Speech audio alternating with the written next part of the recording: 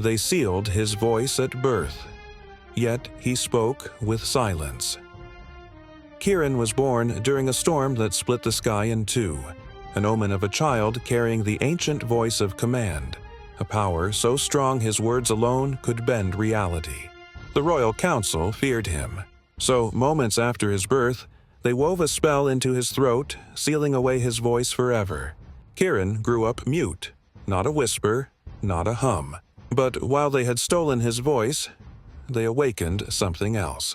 He discovered he could speak through silence, not with sound, but with force.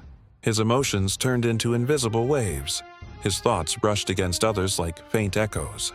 He became a quiet storm waiting to break. People treated him as fragile, but those who mocked him learned quickly. Silence could push, throw, even shatter stone. The girl who heard what others couldn't.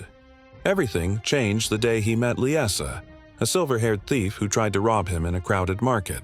He caught her wrist. He didn't need words. His eyes did the talking. And suddenly she heard a soft pressure in her mind. Don't. She pulled back in shock. You spoke to me. Kyrin shook his head, embarrassed, but Lira only smiled. No, you spoke without speaking. She became the one person who truly saw him. Not as a cursed boy, but as someone extraordinary. Their bond grew in the quiet moments, the shared glances, the silent jokes, the unspoken comfort.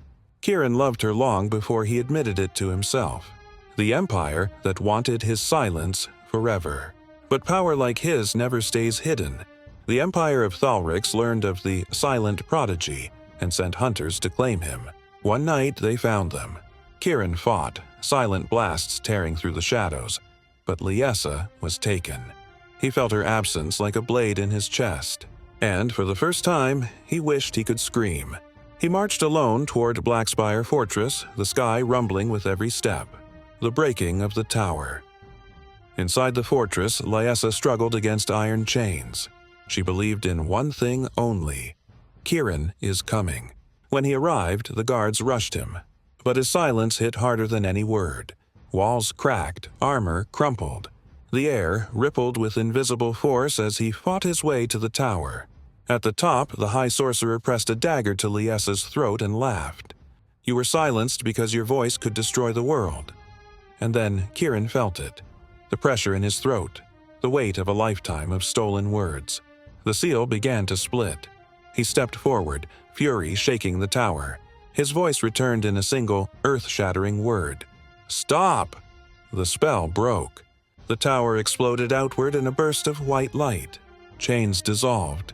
Lira fell into his arms, trembling. You spoke, she whispered, tears falling. It was beautiful. He touched her cheek. You were worth breaking the silence for. A quiet, perfect ending. Kyrin never used his voice to control the world, only to protect the woman who had hurt him long before he made a sound. They left the kingdoms behind and disappeared into a peaceful village, where silence was no curse, no weapon, just a language they shared. And every once in a while he would speak her name. Softly, gently, like it was the most sacred word he knew. Because it was.